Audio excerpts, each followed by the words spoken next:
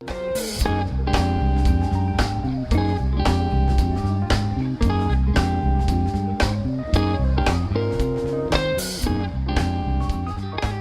everybody. Welcome back to another episode of Guilt by Association. We're here on the Guilt & Co. stage, right in the heart of Gastown. My name is Brandon Bagg, and I'm here today with the one and only Malcom Aiken. How you doing, Malcolm? Great. Thanks for having me here. Oh, thanks for being here. I'm doing great. Thanks for having me here. On the mic. On the mic. For real this time. So, Malcolm, we obviously know you best as being a fantastic trumpet player, but you do so much more in the city, in the music community, than just play yourself. You've got you're a producer. You're involved in the festival circuit. You've got your own studio that's just starting up, 555 Studios. You just celebrated your 10th year anniversary of Carnaval del Sol, which is a festival here. That's right. It's our 10th anniversary last year, and this is my second year officially as music director. It's a big festival that happens every July downtown, and exciting big party. We booked 50 bands this year, 350 artists. It's a big 2-day binge of music and culture and art, and it's really fun. Yeah, Carnaval del Sol. And how did you get involved with that, and what brought you to the point of being the musical director of that festival? Well, I've been involved with them since the beginning, just as an artist, bringing bands to the festival, playing, and kind of meeting with the organizers over the years. And when the position opened up, they approached me as someone who could kind of combine, knowledge of areas of music in very different genres, jazz, world music, and there's very much a Latin music focus in that festival. So I was brought in to kind of bring together the worlds of the different worlds of music and put on a good show. So I think they've been happy with my work so far. And speaking of different worlds of music, you've had the opportunity to play all over the world. You were in China recently, I believe. That's right. Yeah, Beijing this spring, first time. It was pretty exciting.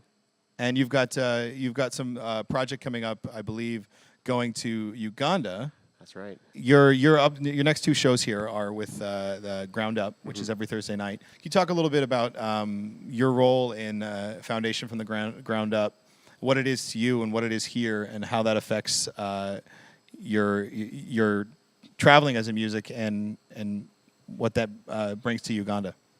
Yeah, so I've been involved with this night, I guess you could call it, for about 5 years, working with JC originally, and now Paul kind of had spearheading this night, Thursdays, Ground Up. Pretty exciting. It's kind of a collective of musicians and bands and artists, and we can all come together and put on some music and raise funds for this great foundation called Buvubuka, and they're based in Kampala, Uganda, along with other organizations on the Japanese side, and kind of raising funds and awareness of different issues in our city and worldwide. So I think it's pretty exciting to be kind of involved with this kind of collection of people and making some ties to other organizations around the world. This January, excited to announce that myself and Paul are going to be heading to Kampala and working with a foundation on the ground there and seeing what our work has done here and kind of try to make some impact. We're going to be doing some workshops, master classes. Obviously, I'll be teaching some trumpet and some brass. So I'm really excited about that, to kind of, after 5 years of putting the work in here, going there and seeing how the impact we've been able to do at this little underground spot here. And you're actually going to get a chance to you mentioned it briefly, but you're going to get a chance to actually work with kids over there and actually teach music to people.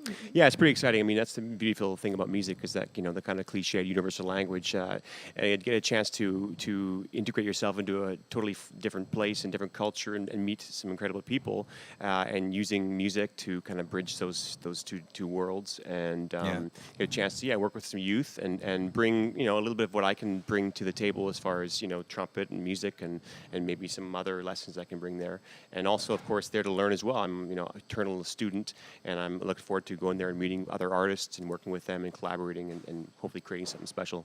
Talking about the scene here, we mentioned it briefly earlier, but your recording studio that I believe you've just finished, 555 Studios. Yeah, that's right. So we took over about 4.5 months ago, and we've renovated built some new rooms. It's a big artist complex on 3rd and Main in Vancouver. Very proud. We have some great murals outside as well. And it's a big artist collective. There's 35 artists there that use it for all sorts of purposes, but there's production, music writing, composition. There's some teaching as well happening there. So it's kind of like the headquarters of everything I do. It's a really amazing collaborative place where we're always writing with each other and recording and working on other projects. And so it's constantly this kind of heartbeat of music and culture in the city. Very proud. Yeah. And you have a lot of musicians actively recording albums there right now, right? Yeah, we've just finished a record this spring with the band Tanga, and right now I'm actually working with some guys in the group that we perform here, Max and Dan Klenner, and we're working on a new record under my name for the fall. So always constantly things happening. Which is your 3rd solo album, right? Yeah, so we're on our 3rd record. I was very fortunate to record the last one with Dan Klenner as well involved, and Max. That was the New Futures record, and we're looking at doing another one, full length, and kind of expanding on what we were working on for that first one, and trying to reproduce or trying to recreate as much as we can the vibe we get here at Guild and Company onto an album and share with the world, hopefully a little taste of what we got going on here. And you can find out, and I believe purchase both those albums on your website, That's which right, is just malcomaiken.com. That's it. But also on that website, you've got listed your debut album that came out in 2010, New Features, which was released in 2016. But I believe you've also, a year after New Features was released, you released a remix album with some DJs. Yeah, so I've got some amazing DJs that I work with and some of my favorite guys and favorite collaborative people to do a bunch of remixes of the last record. And so it's actually something I'm really proud about because the songs are super cool. And it always gives me a kick when I hear DJ Dule playing some of those remixes on the breaks, and I get the chance, hey, that's my song, and it sounds so cool on the big stereo. So yeah, I think it's a kind of a cool addition to that record there, is to have the kind of the appendix or the B-side of some reinterpretations of that music by local DJs. Totally, yeah.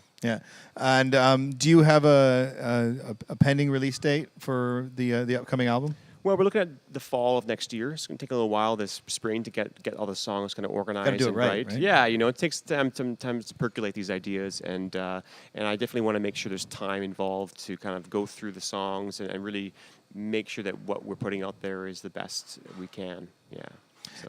And you've got you just finished, I believe, you got to an opportunity to play Skookum Festival, which was just happening That's in right, the city. Skookum. So proud of Vancouver putting on such a big festival. Yeah, it's it was really kind of neat to have a big Vancouver festival. Yeah, I think it was something that we can show that we can have a good party downtown. And I was listening to the Killers from across the water there Sunday night and thinking, wow, the city's giving them a permit till 11 p.m. on a Sunday night. We really have, kind of grown up a little bit. And then people walking around with beers in their hands. The festival totally. was like, wow, we're really kind of moving forward in this. There was only one night that I was at home. I live in the West End. There was only one night at home. I was home because we did Skookum After Dark here at Guild. That's right, yeah. But I could hear it. I could hear it from my apartment on the balcony, and I was like, it's nice. I was like, go Vancouver. Yeah, it's I think it's cool. I had some rock and roll vibes going through the city at nighttime. Yeah, it's a good festival, and I'm really proud of the organizers put it on. Brian Live has done a really great job, and curating a good kind of selection of artists and a kind of wide cross section of musical styles as well.